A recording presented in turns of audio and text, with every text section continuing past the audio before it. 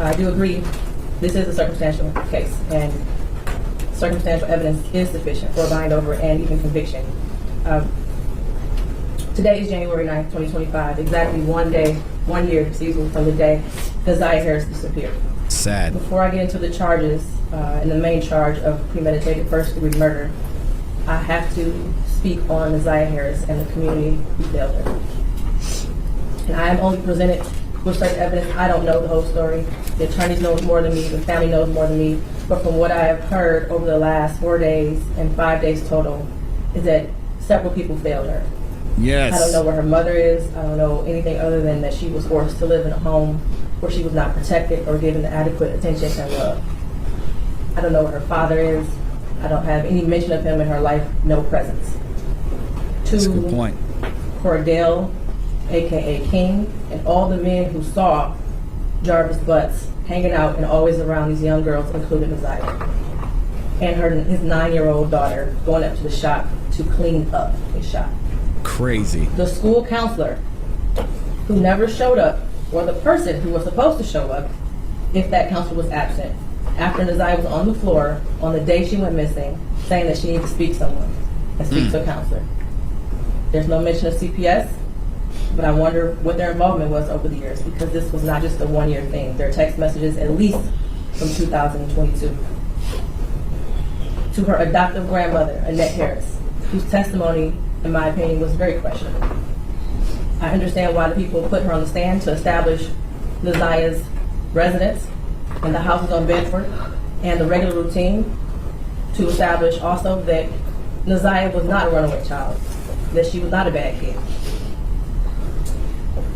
I do believe she adopted Desire. I do believe that she had 6 kids in the house. I believe that Desire had on a dark hoodie the day she went missing. Happens all the time. And that she had on red and black Nikes that day.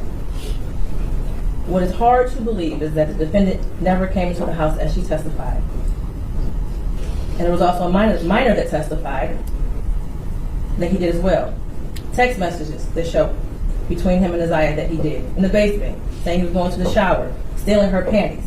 He was always lurking around that house and asking for Janiyah and Zaniyah, from what I know. It's nasty. I even thought about the breakfast routine, saying that all the kids like eating breakfast at school. Did they have a choice? I don't know. But to always send those girls up there to clean up the shop raises questions. This is crazy. They sent a bunch of girls up there around a known, what do y'all say, PDF? Crazy. And how were there 2 women in that house who have birthed children themselves who did not notice that Desire was pregnant, and I believe she was, and not having her period anymore?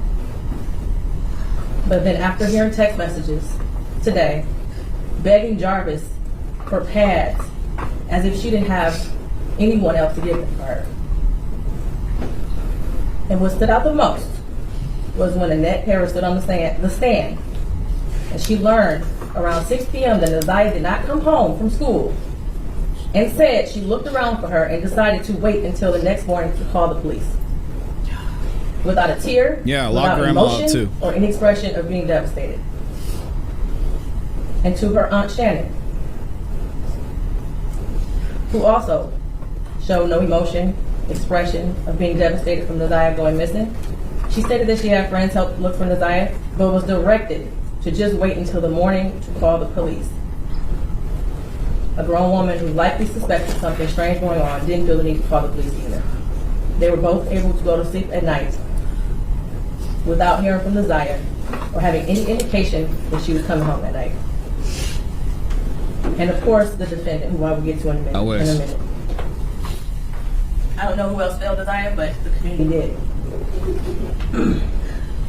As far as the people establishing probable cause, I will focus on count 1, as it's been stated that there is no contention with counts 2 and 3. Yep. In count 3, I will amend based off of the motion and the testimony I heard that Desire was 12 and not 13 at the time that Jarvis Butts had sexual intercourse with her. The prosecution is correct. Yeah, I think I'm good too. You do not have to have a body to establish first-degree premeditated murder. It would have been a much shorter exam had her body been found, but this is where we are. In the last 365 days, no text messages. We all heard today and yesterday that she was very active and frequently texted. No social media for a year. We heard through testimony that she was also active on social media. No phone calls, which she was also able to do according to testimony. No physical sighting of her by anyone. She never came back to school. No one has seen her. Medical records dated from July 2014 to October 2023 indicated that she had no life-threatening medical issues that would lead to a natural cause of death. The black hoodie found in the area of 7 Muhlenberg with her DNA and blood on it. The holes in the hoodie consistent with some sort of struggle, violence, or weapon being used. And we know that there were no holes in that hoodie when she wore it to school. We saw a picture of her in a black hoodie on her last day that everyone saw her. I do believe her grandma testified truthfully about the sweatshirt that she had on and that it was practically new. And the border agent who said that no evidence of animals would have destroyed the clothing or the shoes to possibly lead to animals tearing up that hoodie. The clear glasses found in the blue Nissan the day after she went missing. The behavior of the defendant when he snatched those glasses. They looked exactly like the glasses she had on in her last picture, according to the witness. The shoes that her brother described as the same shoes that were found also in the area of 7 Muhlenberg near the hoodie. While this is still probable cause, the evidence all points to Jarvis Butts. His locations, him being seen with her last, the abortion searches, the abrupt silence between the two of them in text messages, and the constant lies he told throughout the entire investigation. And they were proven to be lies with text messages and other testimony. We may never know what happened, but from what I heard today and over the last 4 or 5 days, it appears he intended to perform what he thought was a do-it-yourself abortion on Isaiah. It went south, and instead of seeking medical attention for her, he intentionally killed her and tried his best to cover it up. As much as I want her to be alive today, there is at least probable cause to show and believe that she's dead and that she was murdered by Jarvis Butts. Mr. Butts, stand up. You've been sitting over there 4 days with your head down, getting between and behind your attorneys with your mask on. Like a coward. And taking vigorous notes. I want you to pay attention and listen to everything I have to say. I have been trying to figure out for the last 5 days, you. At one point, I thought you were cognitively impaired in the beginning of this exam. And then maybe you had the brain of a 10-year-old, and that's why you were doing such things. No. But as I heard more and more testimony, you're just the true definition of a pedophile. Watching you laugh and brag about all the women you have with different women and the children and the girlfriends, and making babies to groom them, and having them in your presence, and cleaning up your shop, and the little girls around you, has landed you here today. You groomed Isaiah. You played mind games with her. We all heard that. You controlled her emotionally. She was exposed to so much at such a young age. The text messages between you two were disgusting to hear. Yeah. And I don't recommend y'all go watch it. Her phone as babe for life. Isaiah deserves so much more. And while I mentioned other people that failed her, Jarvis Butts, you are the monster in this whole picture. She did deserve love from her parents and everyone who was in her life. She was ignored, she was neglected, and you took complete advantage of that. She wanted someone to love her, and she will never know what that feels like. Your children deserve more.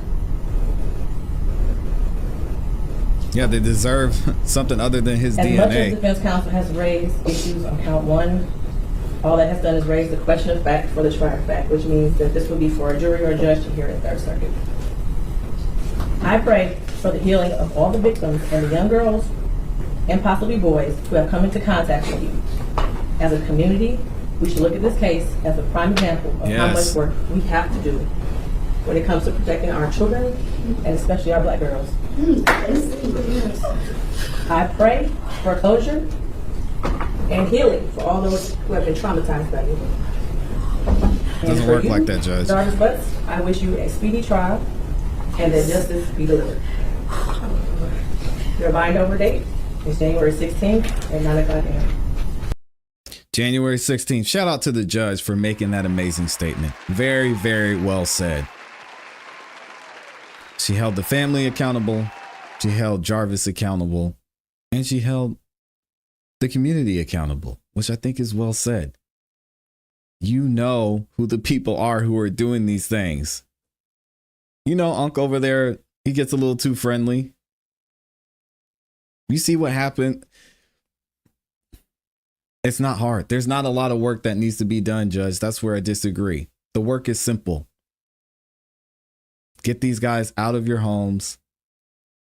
Stop rewarding them with relationships.